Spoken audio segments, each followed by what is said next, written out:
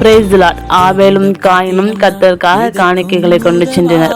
அப்பொழுது காயினையும் அவன் காணிக்கையும் தேவனாகிய கர்த்தர் அங்கீகரிக்கவில்லை. அப்பொழுது காயினுக்கு மிகவும் எரிச்சல் உண்டாகி அவன் முகநாடி வேறுபட்டது. அதை அறிந்த கர்த்தர், உனக்கு ஏன் எரிச்சல் உண்டாயிற்று? உன் முகநாடி ஏன் வேறுபட்டது? நீ நன்மை செய்தால் மேன்மை இல்லையோ?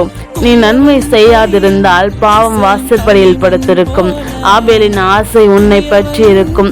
நீ ஆபேலை ஆண்டு கொள்வாய் என்று சொன்னார். சகலத்தையும் அறிந்த தேவன் ஏன் சொன்னார்? நன்மை தீமை இரண்டையும் நமக்கு தருகிறார். நாம் தான் முடிவெடுக்கும் நேரத்தில் இருக்கிறோம். காயின் எடுத்த முடிவோ பாவம். எகிப்தில் பாவ அடிமைத்தனம் பெருகியிருந்தது. கர்த்தர் எகிப்தியரை வாதையினால் அடித்து குணமாக்குவார். அவர்கள் கர்த்தரிடத்தில் மனம் திரும்புவார்கள். அப்பொழுது அவர்கள் விண்ணப்பத்தை கேட்டு அவர்களை குணமாக்குவார்.